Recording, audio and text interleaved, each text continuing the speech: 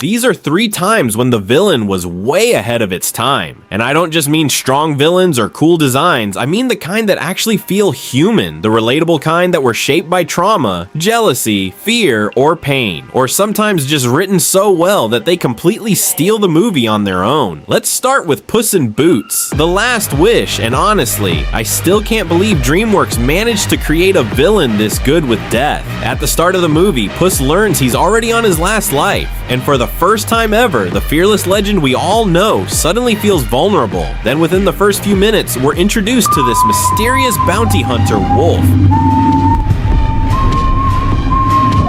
who immediately feels different from every other villain in animation. The moment he starts whistling, you already know something is wrong. Honestly, that whistle alone is enough to give anyone chills. And what makes Death so terrifying is how personal everything feels. He isn't just doing his job like some neutral force of nature. No, he's specifically hunting Puss because he hates the way Puss wasted all of his previous lives like they meant nothing, which honestly makes him even scarier because in his own twisted way, you can actually understand where he's coming from, and somehow this wolf manages to do the impossible. He makes Puss in Boots swallow his pride and feel genuine fear for the first time. Even after Puss abandons the adventurous life completely and hides away like a normal house cat, Death is still there lurking in the background, almost like a reminder that no matter how far you run, you can't outrun mortality forever. But the real turning point is when Puss finally realizes that the so-called bounty hunter chasing him wasn't just a hunter at all, it was Death himself.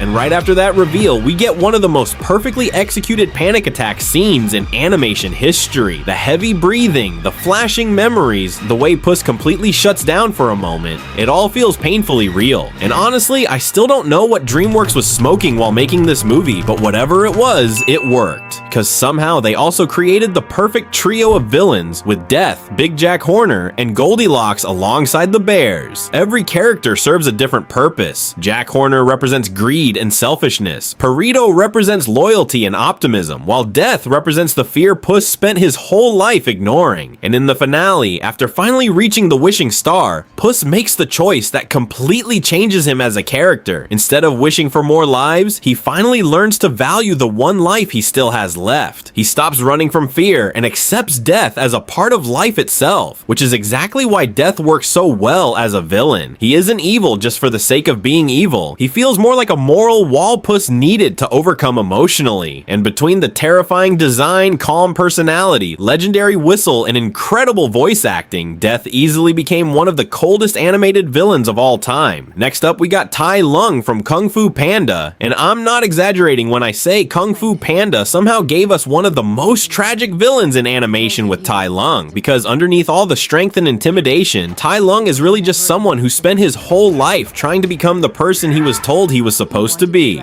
Before we even see him, the movie already builds fear around his name perfectly. The moment Oogway hears Tai Lung escaped prison, the entire room changes. Even Shifu immediately starts panicking, which tells us this isn't just another enemy. This is someone with history, and then we get that insane prison break scene. Tai Lung was locked away in a prison specifically designed to hold him. Hundreds of guards, massive chains, impossible security. Yet the second one, Tiny Feather, reaches him. Everything falls apart. The scary part isn't just how strong he is, it's how calm he is while doing it. Every movement feels controlled, almost effortless, like he already planned the entire escape years ago. But what actually makes Tai Lung such a great villain is his relationship with Master Shifu. Tai Lung wasn't born evil. Shifu raised him since he was a cub and constantly made him believe becoming the Dragon Warrior was his destiny. He trained him, praised him, shaped his entire identity around that one goal. So when Oogway denied him the Dragon Scroll, Tai Lung didn't just lose a title, he lost the purpose of his entire life. And honestly, that's what makes him feel so human. Under all the rage and violence, you can still see the abandoned son who just wanted his father's approval. Even after years in prison, the first thing Tai Lung does after escaping isn't take over the valley or destroy random villages. He goes back to Shifu, and during their fight, you can feel years of disappointment, anger, and guilt pouring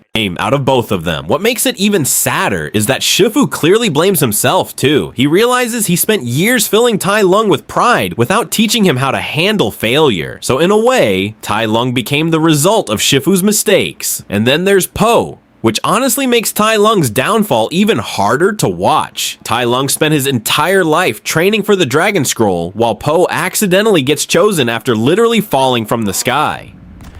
To Tai Lung, that probably felt like the universe mocking him, but the smartest part of the movie is the Dragon Scroll reveal. After all the obsession, pain, and destruction, the scroll was empty. There was never any secret power, and for Po, that lesson inspires confidence. But for Tai Lung, it completely destroys him, because his entire life was built around the idea that the scroll would finally make him worthy. That's why Tai Lung still stands out today. Not just because he was powerful, but because every part of his character was built on pressure, expectations, and emotional pain. And somehow, a movie about a panda learning kung fu ended up creating one of the coldest and most heartbreaking villains in animation history. And last but not least, The Lion King honestly created one of the coldest villains ever with Scar. Because Scar doesn't destroy people with strength, he destroys them emotionally. From the start, Scar already lives in Mufasa's shadow. While Mufasa is respected by everyone, Scar is bitter, jealous, and completely consumed by resentment. But instead of fighting for the throne directly, he manipulates everyone around him instead. And the saddest part is that Simba genuinely trusts him, which makes the stampede scene hurt even more. Scar tricks Simba into waiting in the gorge,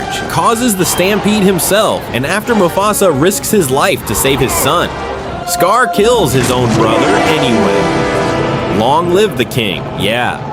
Disney really traumatized an entire generation with that line. But honestly, the cruelest thing Scar ever did wasn't killing Mufasa, it was convincing Simba that it was all his fault. Simba is already scared and confused, and Scar immediately takes advantage of that guilt to manipulate him into running away. And somehow, that emotional damage follows Simba for years. That's what makes Scar such a great villain. He understands exactly how to break people emotionally. Even after finally becoming king, he still isn't happy because he never truly wanted to lead. He just wanted what Mufasa had. And in the final confrontation, Simba finally stops believing the lie Scar built his entire life around. For the first time, Scar loses control over him completely. That's why Scar still stands out today. Not because he was the strongest villain, but because he knew exactly how to weaponize fear, guilt, and manipulation against the people who trusted him most. If you enjoyed the video, don't forget to like and subscribe, and comment which villain on this list was the best written.